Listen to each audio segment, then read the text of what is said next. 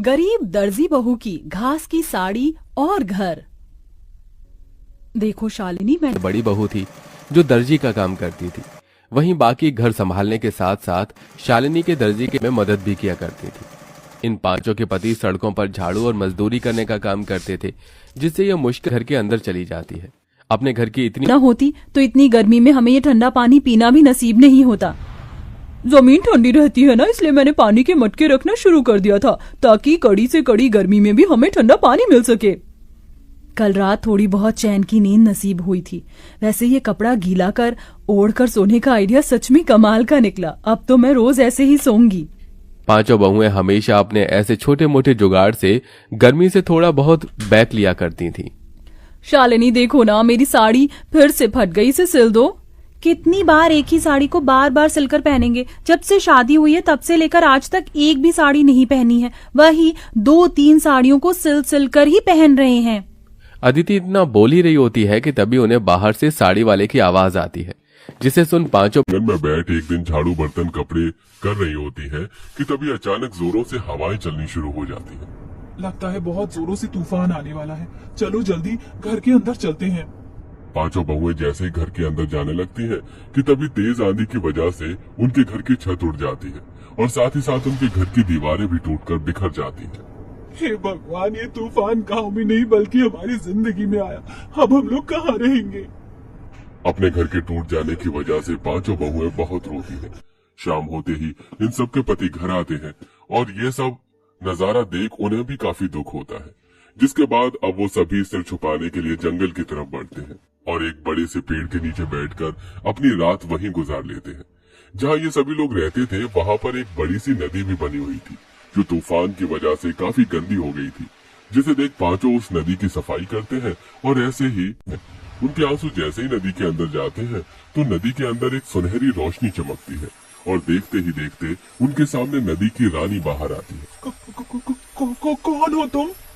मेरा नाम नंदिनी है और मैं इस नदी की रानी हूँ। तुम पांचों ने मेरी नदी को साफ किया, यहाँ आसपास सफाई रखी और आज तुम लोग बैठकर ऐसे रो रहे हो।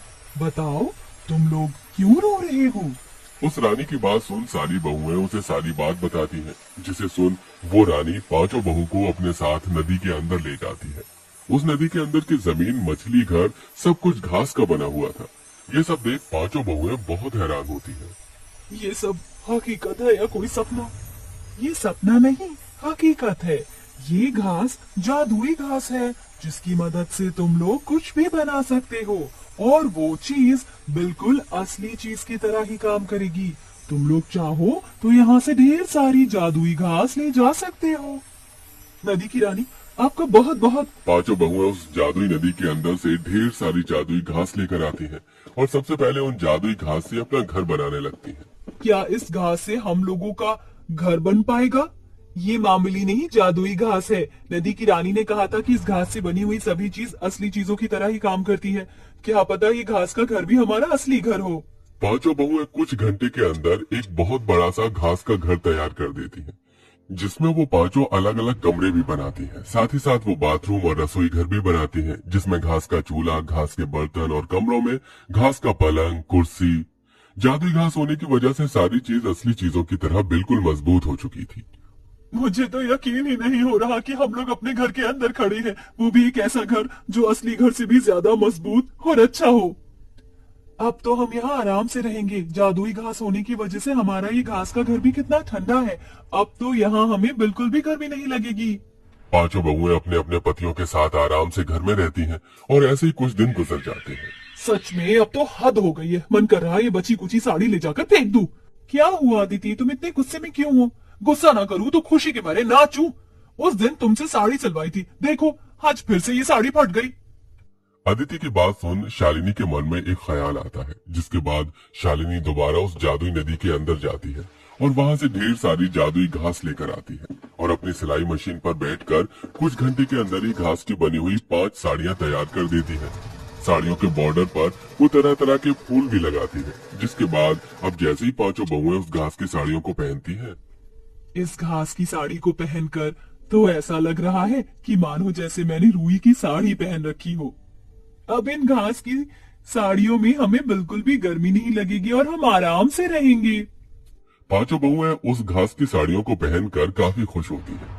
जिस तूफान से इन पांचों का घर टूटा था, उस तूफान में गांव में और भी कई लोग थे जो बेघर हो गए थे। ये सब देख पांचों बहुएं उन लोगों के लिए जादुई घास से घर बनाती हैं। अरे आप लोग तो हमारे लिए देवी हो। जो चीज सरकार और अमीर लोग न कर सके वो आपने कर दिया। आपका एहसान हम कैसे चुकाएंगे। जादुई घास के घर बनाने के साथ साथ पांचों बहुएं गरीब औरतों के लिए घास की साड़ियां भी बनाती हैं, जिन्हें वो काफी सस्ते दामों में बेचती हैं। बरसों से सपना था कि सूती की साड़ी लूंगी, लेकिन हमेशा पैसों की कमी की वजह से ना ले सकी।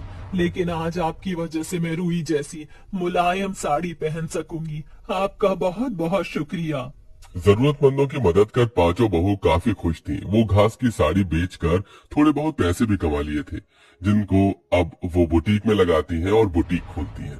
घास की तरह तरह की ड्रेस बनाकर बेचती हैं और अब उन सब के पति अपना खुद का काम शुरू कर देते हैं, जिससे अब धीरे धीरे उनकी जिंदगी सही राह पर आने लगती है।